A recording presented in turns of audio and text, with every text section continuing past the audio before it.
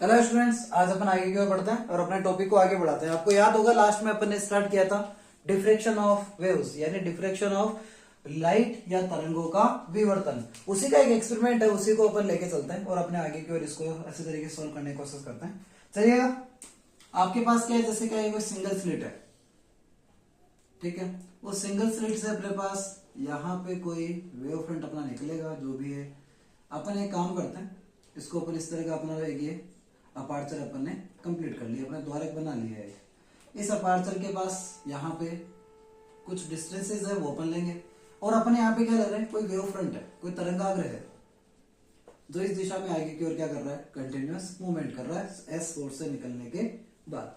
जब ये आगे की ओर जाएगा तो आपको पता है इसका पाथ कैसा आना चाहिए। इसका पाथ ऑलवेज, अगर देखें, अगर कोई भी ये अपार्चर नहीं होता तो इसका पाथ किस तरह आता, यही आता। अगर ये अपार्चर यहाँ पे नहीं होता तो इसका पाथ यही बनता। लेकिन जब यहाँ पर क्या हुआ कि ये जो वेव फ्रंट है, इसकी डिस्टेंस अपन ने क्या मानी हुई है, ए वेव फ्रंट है अपने पास। ये वेव फ्रंट जब ए इस स्लिट के एस होल से जब भी टकराएगा तो यहां पर क्या होगा कि ये किसी दूसरी डायरेक्शन में क्या कर जाएगा, मूव कर जाएगा। तो यही तो होता है डिफ्रेक्शन ऑफ लाइट की, जब कोई वेव या कोई जब कोई लाइट किसी शार्प कॉर्नर से टकराकर अपना पाथ चेंज कर ले, तो ये पाथ चेंज करके जैसे तीनों के तीनों कहां जा रहे हैं, ये सारे के सारे अपने मूवमेंट कर रहे हैं इस डायरेक्शन के अंदर। तो यहां पर अपने पास जैसे ये पी पॉइंट की ओर चले गए सारे के सारे, तो इसी अपने को फिनोमेना को अपन किस नाम से जानते हैं, डिफ्रेक्शन ऑफ लाइट के नाम से जानते हैं। यहां पर अपने पास कुछ चीजें अपन ले लेते हैं, जैसे ये पॉइंट ले लिया अपन ने क्या, एल, ये ले लेते हैं एन, और ये पॉइंट अपन मान लेते हैं क्या, एम। तो आप एक चीज देखो, दोनों के ही बीच में कोई ना कोई पाथ डिफरेंस आपको मिलेगा। जैसे ये एलपी है और जो एनपी है, दोनों के बीच का एक पाथ डिफरेंस देखने को मिलेगा। वो आपको कितना कैसे मिलेगा, तो आप यहाँ पे एक चीज देखोगे कि अगर ये वाला एंगल अपन थीटा मान लें तो ये अपने पास क्यू मिलेगा। यहाँ पर दोनों ही वेव फ्रंट के बीच में एलपी और एनपी के बीच का जो डिफरेंस है, जो पाथ डिफरेंस है, वो क्या रहेगा। और पाथ डिफरेंस आपको पता है कैसे निकालते हो आप, path difference maximum minus minima कर देते हैं ना अपन, अधिकतम माइनस न्यूनतम। अधिकतम मान कितना है, एनपी, माइनस मिनिमा कितना है, एलपी। और वो किसके बराबर आ रहा है, आप दोनों ही देखोगे तो ये वाली डिस्टेंस तो बराबर है। एक्स्ट्रा पार्ट क्या है, एनक्यू के बराबर है। एक्स्ट्रा पार्ट क्या है आपके, एनक्यू। तो एनपी माइनस एलपी बराबर कितना आएगा, एनक्यू। अब आप एक चीज देखिएगा यहाँ पे कि यहाँ पे जो एक ट्राइंगल का फॉर्मेशन हुआ है, इस ट्राइंगल के अंदर आप एक चीज देखो, यहाँ पर अपना जो वेव फ्रंट है, वो वेव फ्रंट तो किसका काम करेगा, बेस का काम करेगा, आधार का काम करेगा। जो एनक्यू है वो परपेंडिकुलर लंब का काम करेगा, और जो एलन है वो किसका काम करेगा, हाइपोटेनियस का काम करेगा। तो अपने पास एक चीज रिलेशन निकल के आता है, आपके पास ये एनक्यू निकालना है, आपको एनक्यू तो निकालना है। एनक्यू यानी परपेंडिकुलर और हाइपोटेनियस आपके पास है। परपेंडिकुलर और हाइपोटेनियस में रिलेशन आता है किसमें, साइन थीटा में।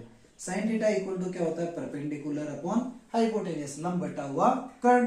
तो यहाँ पर अपने पास जो वैल्यू आएगी साइन थीटा इक्वल टू क्या रहेगा बेटा, साइन थीटा इक्वल टू आपको मिलेगा क्या, परपेंडिकुलर तो कितना है, एन क्यू अपॉन हाइपोटेनस कितना है, ए। यानी एन क्यू की वैल्यू कितनी आएगी, N Q equal to a sine theta. जैसे ही आप ये एन क्यू की वैल्यू यहाँ पे रखोगे तो आपके पास जो डिफरेंसेस निकल के आएंगे, वो डिफरेंसेस क्या रहेंगे, NP minus LP, NP minus LP equal to क्या रहेगा, a sine theta.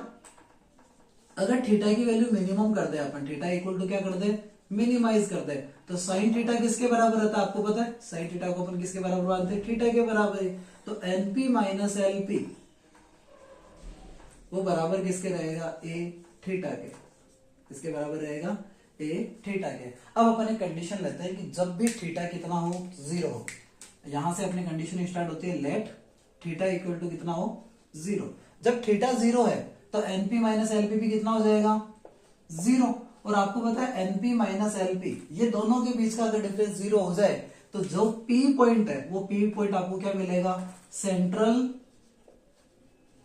Bright fringe formation होगा।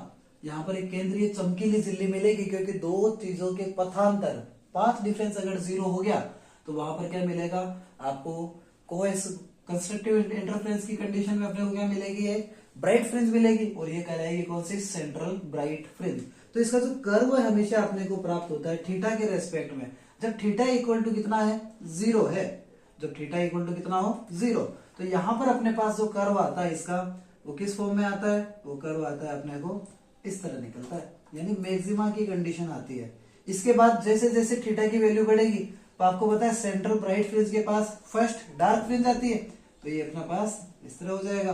फिर वापस फर्स्ट ये आएगी क्या, फर्स्ट ब्राइट फ्रिंज, फिर वापस सेकंड डार्क फ्रिंज। फिर जैसे जैसे धीरे धीरे आगे बढ़ोगे तो इंटेंसिटी लगातार क्या होती जाएगी, कम होती जाएगी। सिमिलरली इसी तरह भी क्या होगा, इस तरह भी अपने को ये इसी तरह का फॉर्मेशन होता हुआ प्राप्त होगा। ये लगातार आपको इस तरह की परिघटनाएं आपको देखने को मिलेगी। ये कहलाता है कर्व ऑफ डिफ्रेक्शन, विवर्तन का वक्र। ये तो है थीटा बराबर 0 पर, तो क्या है ये केंद्रीय चमकीली झिल्ली, सेंट्रल ब्राइट फ्रिंज। ये तो क्या है अपनी सेंट्रल ब्राइट फ्रिंज, केंद्रीय चमकीली झिल्ली।